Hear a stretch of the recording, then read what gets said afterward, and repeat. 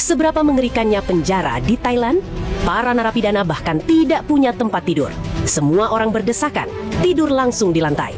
Tempat itu dipenuhi bau badan yang menyengat, dan kematian sudah menjadi hal biasa. Para sipir bahkan malas menyelidiki. Seorang pria muda yang baru masuk penjara tahu, di tempat seperti ini semakin tidak mencolok, semakin aman. Tapi sebagai satu-satunya orang kulit putih di sana, jelas mustahil untuk tidak menarik perhatian. Benar saja, saat malam hari mengambil air, para narapidana lain sengaja mengganggunya dari belakang. Ia tak tahan dan terlibat konflik. Namun akhirnya hanya dia yang dihukum dan dimasukkan ke sel isolasi. Di ruangan sempit seperti kandang itu, ia dikurung selama 3 hari penuh.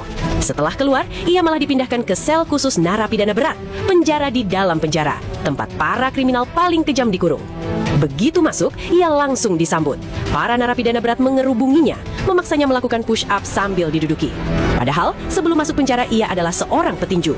Tapi dalam situasi itu, yang bisa ia lakukan hanya menahan diri. Melihat ia tidak melawan, mereka akhirnya memberinya sebatang rokok, tanda bahwa ia diterima sebagai bagian dari mereka.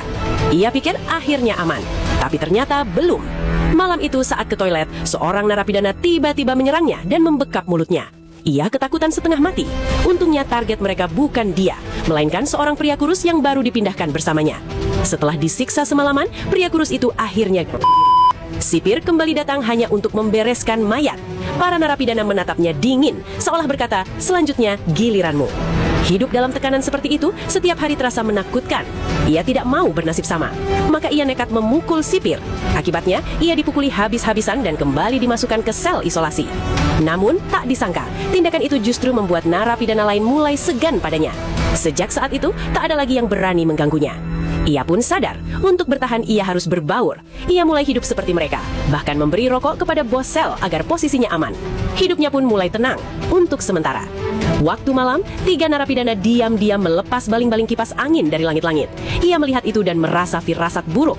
Benar saja, 2 jam kemudian alarm berbunyi keras. Semua narapidana dikumpulkan. Ternyata, 3 orang itu menggunakan baling-baling sebagai senjata dan membunuh 3 sipir. Karena tak menemukan pelaku, sipir justru menangkap narapidana lain secara acak. Tak lama, terdengar jeritan mengerikan dari pengeras suara. Orang itu dipukuli sampai mati. Saat itu, ia benar-benar sadar betapa murahnya nyawa di tempat itu. Suatu hari, seorang sipir mendekatinya. Ia tahu masa lalunya sebagai pecandu dan petinju. Sipir itu memancingnya dengan narkoba. Lalu saat ia mulai kecanduan, sipir memberinya perintah membunuh 2 narapidana lain. Ia hancur. Tapi akhirnya kalah oleh kecanduannya. Ia menjalankan perintah itu dan membunuh mereka. Setelahnya, ia dipenuhi penyesalan. Ia masuk penjara untuk berubah, bukan